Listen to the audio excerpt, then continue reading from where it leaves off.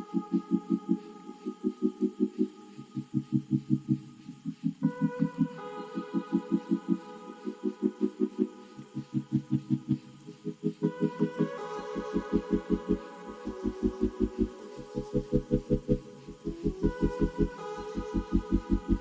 Happies అందరు ఎలా ఉన్నారు? Welcome back to my channel సంతోష సమయం. లాస్ట్ వీడియోలో మనం మహానంది శ్రీ మహానందేశ్వర స్వామి ఆలయ విశేషాలు తెలుసుకున్నాం కదా. ఈ వీడియోలో మనం మహావిష్ణువు తన దశావతారాల్లో ఒకటైన నారసింహ అవతారం దాల్చిన ప్రదేశమైన అహోబిలం లక్ష్మీ నారసింహస్వామి ఆలయ విశేషాలు మరియు విశిష్టతల గురించి ఈ వీడియోలో తెలుసుకుందాం. పదండి. ముందుగా మేము మహానంది ఆలయ దర్శనం చేసుకొని తిరిగి నంద్యాల చేరుకున్నాము. ఇదే నంద్యాల బస్టాండ్. అహోబిలం ఆలయం నంద్యాల జిల్లాలోని నంద్యాల నుండి 80 కిలోమీటర్ల దూరంలో, అలాగే ఆళ్లగడ్డ నుండి 25 కిలోమీటర్ల దూరంలో, శ్రీశైలం నుండి 215 కిలోమీటర్లు, అలాగే కర్నూలు నుండి 140 కిలోమీటర్ల దూరంలో ఉంటుంది. అహోబిలానికి నంద్యాల నుండి డైరెక్ట్ బస్ అందుబాటులో లేవు. సో ముందుగా నంద్యాల నుండి ఆళ్లగడ్డకి వెళ్ళాలి. నంద్యాల నుండి ఆళ్లగడ్డకి డైరెక్ట్ బస్సెస్ అందుబాటులో ఉన్నాయి. నంద్యాల నుండి ఆళ్లగడ్డ 60 కిలోమీటర్ల దూరంలో ఉంటుంది. ఆర్టీసీ వారు ఒక్కరికి 50 రూపాయలు ఛార్జ్ చేస్తున్నారు. ఇప్పుడు మన తెలుగు రాష్ట్రాల నుండి అహోబిలం ఎలా చేరుకోవాలో తెలుసుకుందాం రండి. అహోబిలం నల్లమల్ల అడవుల్లో ఉన్నందున డైరెక్ట్ ట్రైన్ కనెక్టివిటీ లేదు. ముందుగా మన తెలుగు రాష్ట్రాల నుండి కర్నూలు లేదా నంద్యాల చేరుకొని అక్కడి నుండి బస్లో లేదా ప్రైవేట్ క్యాబ్లో అహోబిలం చేరుకోవాలి. అలా 2 గంటలు ప్రయాణం చేశాక ఆళ్లగడ్డ చేరుకున్నాము. ఇదే ఆళ్లగడ్డ బస్టాండ్. ఈ ఆళ్లగడ్డ బస్టాండ్లో 6వ నెంబర్ ప్లాట్ఫామ్లో అహోబిలం వెళ్లే బస్సెస్ అందుబాటులో ఉంటాయి. ఆళ్లగడ్డ నుండి అహోబిలానికి ప్రతి గంటకు ఒక బస్సు అందుబాటులో ఉంటాయి. ఆళ్లగడ్డ నుండి అహోబిలం 25 కిలోమీటర్ల దూరం ఉంటుంది. ఆర్టీసీ వారు ఒక్కరికి 30 రూపాయలు ఛార్జ్ చేస్తున్నారు.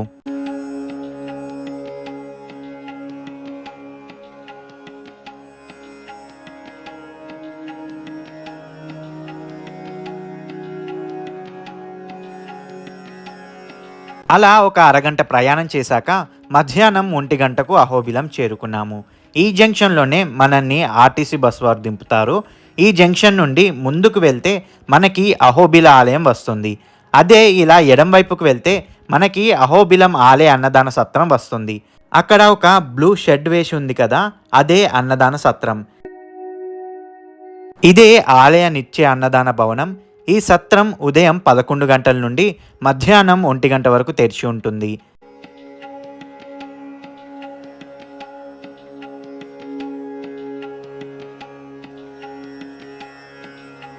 ఈ సత్రంలోనే మనకి అహోబిలం రూట్ మ్యాప్ ఉంటుంది. అహోబిలంలో 9 నారసింహ ఆలయాలు ఉన్నాయి. అవే జ్వాల, అహోబిల, మాలోల, క్రోడ, కారంజ, భార్గవ, యోగానంద, ఛత్రపేట మరియు పావన నారసింహ ఆలయాలు ఉన్నాయి. వాటి విశేషాలు మీకు తర్వాత చెప్తాను. భోజనం చేసి భోజనాలయం నుండి కొంత ముందుకు వెళ్తే మనకి అహోబిల ఆలయం కనిపిస్తుంది. ఈ ఆలయం మధ్యాహ్నం 1 గంట నుండి 3 వరకు మూసివేస్తారు. మేము ఆలయానికి వెళ్ళేసరికి 2 అవడంతో ఈ ఆలయం మూసివేసి ఉంది. మన దేశంలో మహాశివుడికి 12 జ్యోతిర్లింగంగా 12, అష్టాదశ శక్తి పీఠాలుగా అమ్మవారు 18 ప్రదేశాలు, 108 దివ్య దేశాలుగా మహావిష్ణువుకి ఎలా అయితే ప్రధానంగా పూజిస్తామో అలాగే నారసింహస్వామి ఆలయాలు మన దేశంలో ఎన్నో ఉన్నా ప్రధానంగా 9 ఆలయాలను ఎక్కువగా నారసింహ క్షేత్రాలుగా పరిగణిస్తారు. ఆ 9 నారసింహ క్షేత్రాల్లో మొట్టమొదటి క్షేత్రంగా ఈ అహోబిలం పరిగణింపబడుతుంది. మిగిలినవి అంతర్వేది, యాదగిరిగుట్ట, సింహాచలం, మంగళగిరి పానకాల స్వామి, పెంచలకోన, వేదాద్రి, మాలకొండ మరియు ధర్మపురి క్షేత్రాలు. ఈ నవనారసింహ క్షేత్రాల్లో ఆ స్వామి స్వయంభుగా వెలిశారట. అందులోనూ ఈ అహోబిలంలో స్వామి మొట్టమొదట స్తంభాన్ని చీల్చుకొని హిరణ్యకశిపుణ్ణి సంహరించిన ప్రదేశం కావడం విశేషం.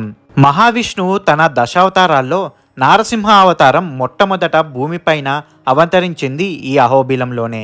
అసలు ఎందుకు స్వామి నరసింహ అవతారం ఎత్తవలసి వచ్చింది, అసలు ఎవరు ఈ హిరణ్యకశిపుడు అనే విషయాలు ఆలయ స్థల పురాణాలను తెలుసుకుందాం రండి. వైకుంఠంలో ద్వారపాలకులైన జయ విజయులు పరమ విష్ణు భక్తులు. నిరంతరం ఆయన సన్నిధిలో ఉంటూ శ్రీవారిని సేవిస్తూ తరించేవారు. మహావిష్ణువు దర్శనానికి వచ్చేవారిని ఈ ఇద్దరు విషయం అడిగి లోపలికి అనుమతించేవారు. ఒకరోజు బ్రహ్మ మానసపుత్రులైన శనక సనందన మహర్షులు శ్రీమన్నారాయణుడి దర్శనానికి వచ్చారు. యోగాశక్తితో సమస్త లోకాలు సంచరించే ఈ మహర్షులకు ఎప్పుడూ 5 ఏళ్ల వయసు బాలురుగా కనిపించే వరం కూడా ఉంది. వైకుంఠానికి చేరుకున్న ఆ మహర్షులు 6 ద్వారాల దాటి 7వ ద్వారం వద్దకు వచ్చేసరికి అక్కడే ఉన్న జయా విజయులు అడ్డగించారు. వారి గొప్పదనాన్ని గ్రహించలేని జయా విజయులు పసిపిల్లలుగా భావించి తూలనాడారు. దీంతో ఆగ్రహించిన సనక సనందులు వారిని భూలోకంలో మానవులుగా జన్మించమని శపించారు.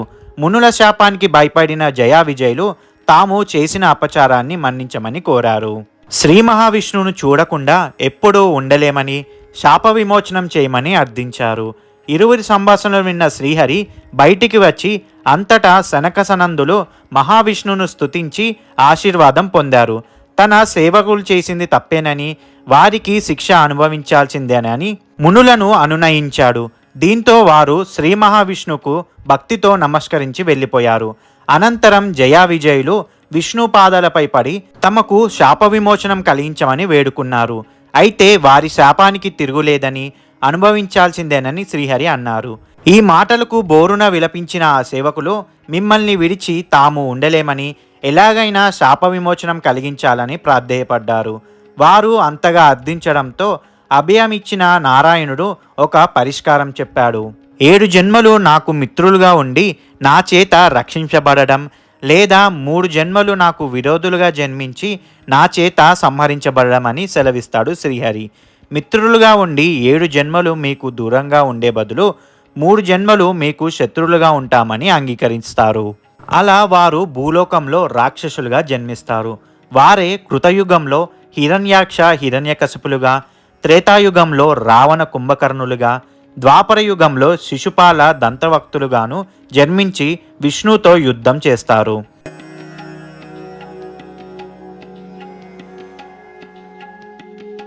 ఆ విధంగా మొదటి జన్మే ఈ హిరణ్యాక్ష హిరణ్యకశిపులు. హిరణ్యాక్ష హిరణ్యకశిపులు అన్నదమ్ములు. హిరణ్యాక్షుడు బ్రహ్మ గురించి తపస్సు చేసి అనేక వరాలు పొందుతాడు. ఆ వరగర్వంతో దేవతలపైన విరుచుకుపడి వారిని హింసించేవాడు. అతని భయానికి దేవతలు ప్రాణభయంతో భూమిపై ఉన్న పర్వత శ్రేణుల గృహల్లో ఆశ్రయం పొందుతారు. దేవతలను వేధించడానికి హిరణ్యాక్షుడు భూమిని పట్టుకొని పాతాళలోకంలో ముంచేస్తాడు. భూమి తల్లి సముద్రపు అడుగు భాగంలో మునిగిపోతుంది. ఆ బాధ చూడలేక భూదేవి మహావిష్ణువుకి మొరపెట్టుకుంటుంది. ఆ మొరవిని మహావిష్ణువు వాహనావతారం దాల్చి హిరణ్యాక్షుణ్ణి తన దంతాలతో చీల్చి సంహరిస్తాడు. అలాగే సముద్ర పాతాళంలో ఉన్న భూమిని పైకి తీసుకువచ్చి యథాస్థానంలో నిలుపుతాడు.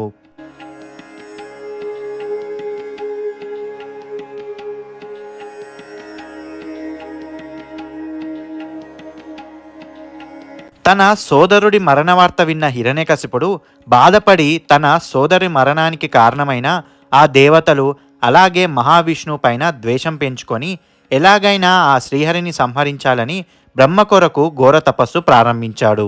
తానిలా బ్రహ్మ గురించి తపస్సు చేస్తుండగా ఇంద్రుడు హిరణ్యకశిపుని నాయకత్వంలో అసురులు లేరని గ్రహించి వారిపైన దాడి చేయడానికి ఇదే సరైన అవకాశమని అసురులపైన పూర్తి శక్తితో దాడి చేసి చాలామందిని చంపి యుద్ధంలో విజయం సాధించాడు. అలా ఆ క్రమంలో హిరణ్యకశిపుడి రాజధాని నగరాన్ని మొత్తం నాశనం చేసి తన రాజభవనంలో ఉన్న హిరణ్యకశిపుని భార్య అయిన కయాతుని చూసి ఆమెను బందీగా తన వెంట తీసుకుపోవాలనుకుంటాడు. సరిగ్గా అదే సమయానికి నారదముని అక్కడికి వచ్చి ఇంద్రుడితో అలా చేయకుండా ఆపుతాడు. అసురులకు మరియు దేవతలకు మధ్య జరిగే యుద్ధంలో ఆమెకు ఎటువంటి సంబంధం లేదని, అలాగే తను గర్భవతి అని చెప్పి తనతో తన ఆశ్రమానికి తీసుకొని వెళ్తాడు నారదముని. తన ఆశ్రమంలోనే అప్పటికే గర్భంతో ఉన్న కయాదుని నారదుని రక్షణలో జీవనం సాగిస్తుంది. ఒకరోజు నారదుడు మహావిష్ణువు యొక్క గొప్పదనం గురించి కయాదునితో వివరిస్తుండగా కయాదుని మెల్లగా నిద్రలోకి జారుకుంటుంది. ఇది తెలియని నారదుడు తన ప్రసంగాన్ని చెబుతూ ఉండగా కయాదుని కడుపులో పెరుగుతున్న పిండం ఆ కథను వింటూ ఊ అని కొడుతుంది. అలా కొన్ని రోజులకు కయాదుని ఒక పన్నంటి కుమారుని జన్మిస్తుంది. ఈలోగా హిరణ్యకశిపుడు బ్రహ్మ గురించి ఘోర తపస్సు చేస్తూ ఉండగా తన తపస్సుకు మెచ్చి బ్రహ్మ హిరణ్యకశిపుడి ముందు ప్రత్యక్షమై ఏం వరం కావాలో కోరుకోమన్నాడు. అప్పుడు హిరణ్యకశిపుడు బ్రహ్మకు నమస్కరించి, ఓ సృష్టికర్త, నాకు అమరత్వాన్ని ప్రసాదించమని కోరుకుంటాడు. అప్పుడు బ్రహ్మ సమస్త ప్రాణకోటికి మరణం అనేది ఖచ్చితంగా ఉంటుందని చెప్పి అమరత్వం కాకుండా వేరే కోరిక కోరుకోమన్నాడు. అందుకు హిరణ్యకశిపుడు అంగీకరించి దేవదానవుల చేత గాని మనిషి చేత గాని రాత్రి గాని పగలు కానీ ఇంటి బయట కానీ ఇంటి లోపల కానీ భూమి మీద కానీ ఆకాశంలో కానీ అస్త్రశస్త్రాలతో గాని చావు రాకూడదనే వరాన్ని పొందుతాడు.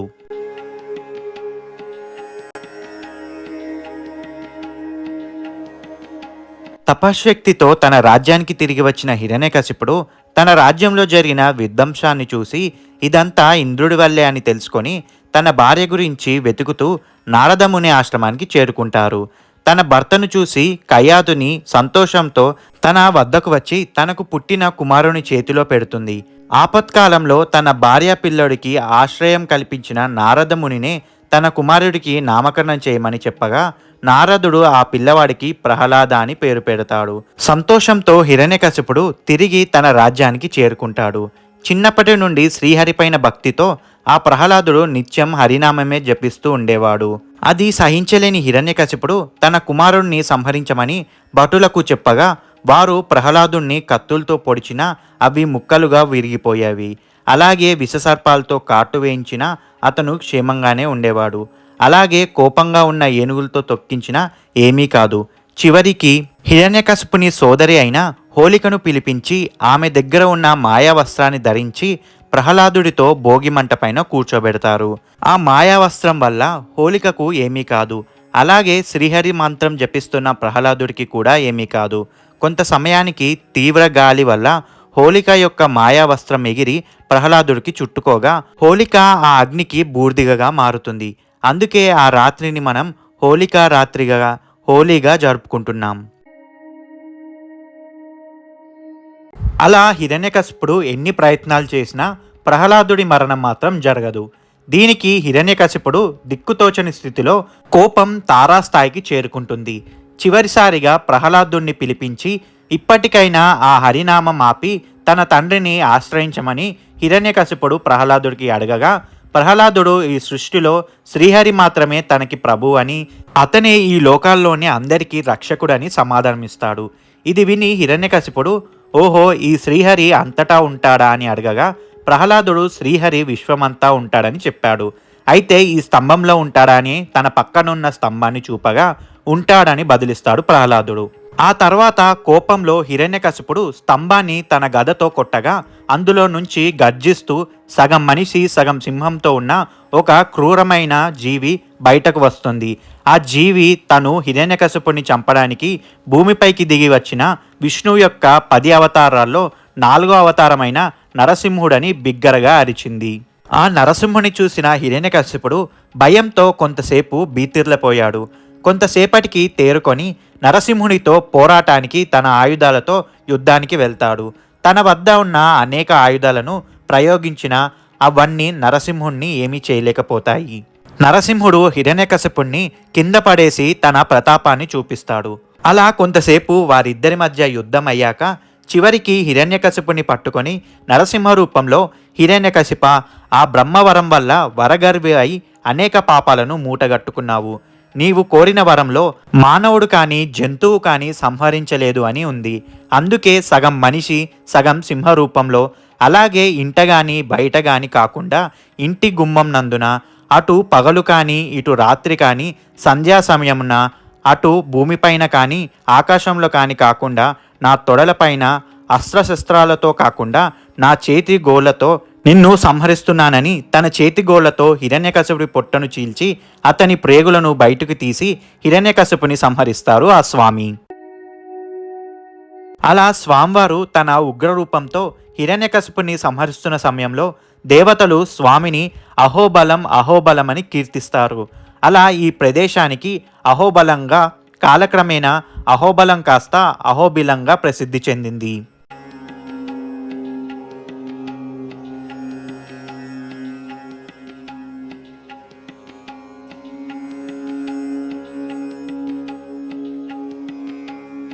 అలా మధ్యాహ్నం 3 అవడంతో ఆలయ ద్వారాలు తెరిచారు. పదండి లోపలికి వెళ్దాం. ఇప్పుడు మనం దర్శించుకుంటుంది దిగువ అహోబిలం. ఉగ్రరూపంలో స్వామి హిరణ్యకశిపుని సంహరించిన తరువాత అదే ఉగ్రరూపంతో ఈ అడవిలో తిరుగుతున్న స్వామి ఆవేశాన్ని ఎవరూ ఆపలేకపోతారు. అందుకే దేవతలు లక్ష్మీదేవిని ప్రార్థించగా లక్ష్మీదేవి చెంచు లక్ష్మి అనే గిరిజన స్త్రీ రూపంలో వచ్చి ఉగ్రరూపాన్ని శాంతింపజేస్తుంది.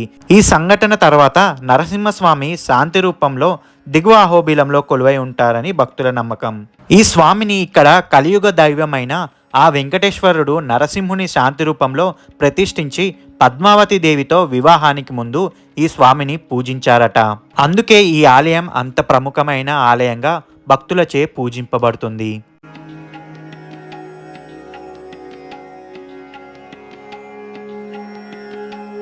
ఇక్కడ స్వామివారు లక్ష్మీ సమేతుడై భక్తులకు దర్శనమిస్తారు. లక్ష్మీ నరసింహుని దర్శించుకొని కనిపిస్తున్న ఆ ద్వారం నుండి బయటికి వచ్చి ఎదురుగా లక్ష్మీదేవి అమృతవల్లి రూపంలో ఉంటారు. దర్శించుకోండి.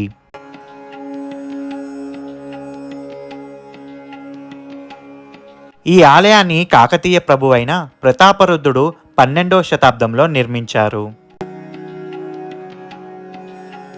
స్క్రీన్ పైన మీరు చూడవచ్చు ఈ ఆలయంలో జరిగే పూజాభిషేకాలు మరియు వాటి ప్రైజెస్.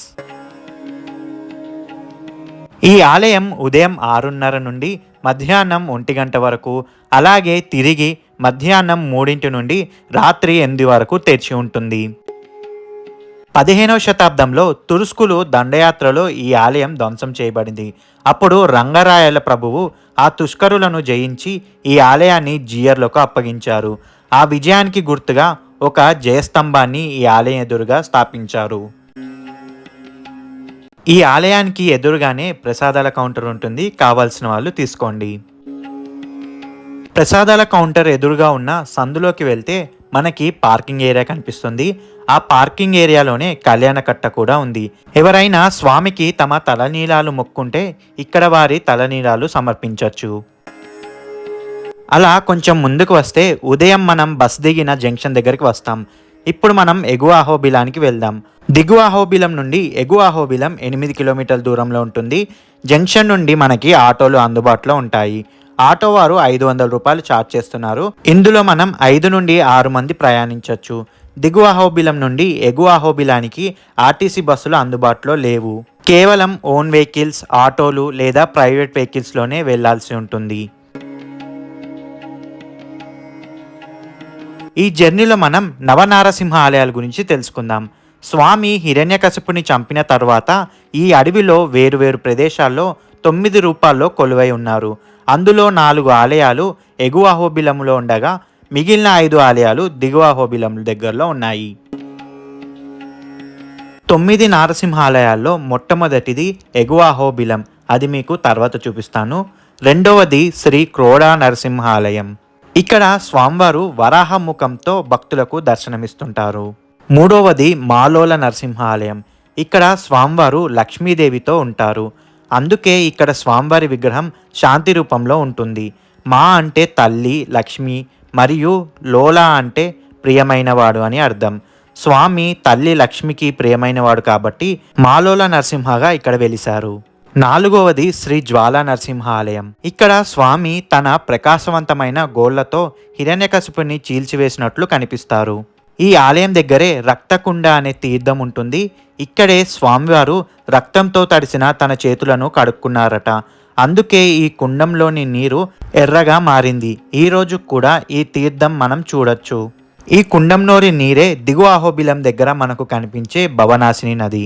పై 4 నరసింహ ఆలయాలు ఎగువ అహోబిలం దగ్గరలో ఉంటాయి. ఇప్పుడు దిగువ అహోబిలం దగ్గర ఉన్న నరసింహాలయం గురించి తెలుసుకుందాం. 5వది శ్రీ యోగానంద నరసింహ ఆలయం. హిరణ్యకశిపుని చంపిన తర్వాత నరసింహస్వామి ప్రహ్లాదుడికి కొన్ని యోగా ఆసనాలను నేర్పించాడట. ఇక్కడి రూపం పద్మాసనంలో కూర్చొని కాళ్ళు చుట్టూ యోగా పట్టంతో ఉంటారు. 6వది శ్రీ చాత్రవట నరసింహ ఆలయం. ఇక్కడి స్వామివారి ముఖం మీద చాలా అందమైన విలాసమైన చిరునవ్వు ఉంటుంది. ముళ్ళ కోరికలతో చుట్టుముట్టుబడిన రావి చెట్టు కింద స్వామిని పూజిస్తారు కాబట్టి ఆయన్ను ఛత్రవట నరసింహస్వామి అని పిలుస్తారు. ఏడవది శ్రీ పావన నరసింహ ఆలయం. ఈ ఆలయం పావన నది ఒడ్డున ఉంటుంది. అందుకే స్వామిని పావన నరసింహ అని పిలుస్తారు. 9 నారసింహ ఆలయాల్లో ఇది అత్యంత ప్రశాంతమైన రూపం. ఎనిమిదవది శ్రీ భార్గవ నరసింహ ఆలయం. అహోబిలంలోని నరసింహస్వామి అత్యంత భయంకరమైన రూపాలలో ఇది ఒకటి. ఈ ఆలయం అక్షయ తీర్థం ఒడ్డున ఉంది. దీనిని పవిత్ర పుష్కర తీర్థంతో సమానంగా భావిస్తారు. పరశురాముడు ఈ కుండంలో స్నానం చేసి ఈ నీటిని భార్గవ నరసింహస్వామి పూజకు ఉపయోగించేవాడట. 9వది శ్రీ కారంజ నరసింహ ఆలయం. ఇక్కడ స్వామివారు కారంజ చెట్టు కింద ఉన్నారు. అందుకే ఆయనను కారంజ నరసింహస్వామి అని పిలుస్తుంటారు. అలాగే ఆయన సారంగ అనే విల్లును పట్టుకొని ఉండటం వల్ల ఆయనను సారంగ నరసింహ అని కూడా పిలుస్తుంటారు.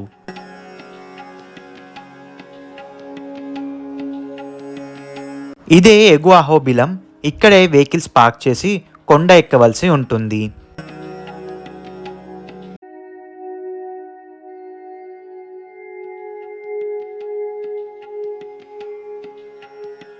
ఈ పార్కింగ్ దగ్గరే మనకి ఉండటానికి రూమ్స్ కూడా అందుబాటులో ఉన్నాయి.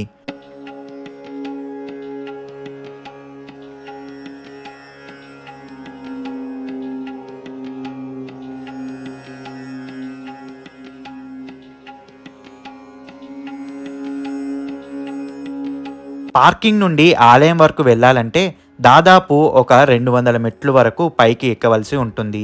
ఎక్కలేని వాళ్లకు డోలీ సదుపాయం కూడా ఉంటుంది.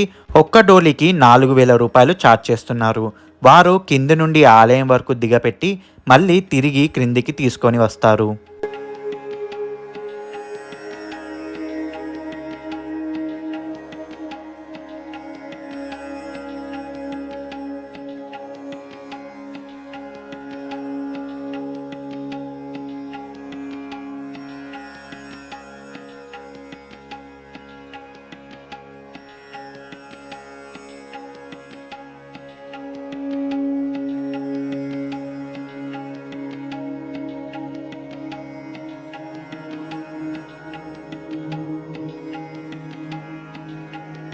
అదిగోండి, అదే ఎగువ అహోబిలం లక్ష్మీ నరసింహస్వామి ఆలయం.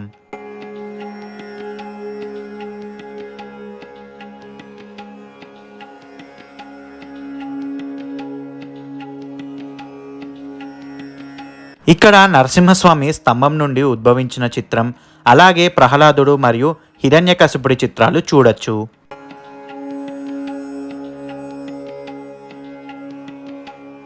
ఆలయ దర్శనానికి లోపలికి వెళ్ళాలంటే ఇలా ఆలయం ప్రక్క నుండి వెళ్ళాలి.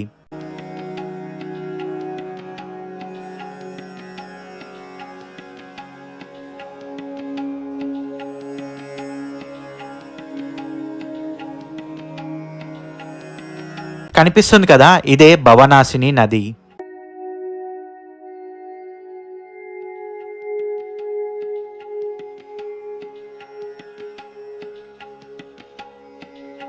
నేను మీకు ముందుగానే చెప్పాను కదా, ఎగువ అహోబిలం దగ్గర 4 నరసింహ ఆలయాలు ఉన్నాయని.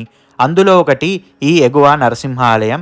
మిగిలిన 3 నరసింహ ఆలయాలు అలాగే ఉగ్రస్తంభం చూడడానికి ఈ దారి గుండా ట్రెక్కింగ్ చేసి ఒక 4 కిలోమీటర్లు నడవాల్సి ఉంటుంది.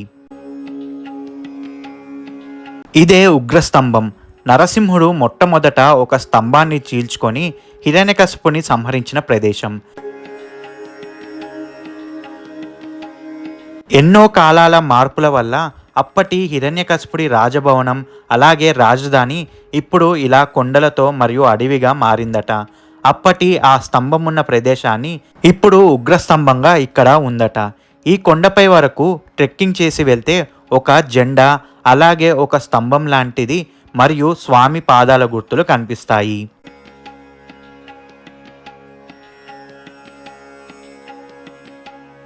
ఇప్పుడు నవనారసింహ ఆలయాల్లో మొట్టమొదటి ఉగ్ర నారసింహ ఆలయం లోపలికి వెళ్దాం.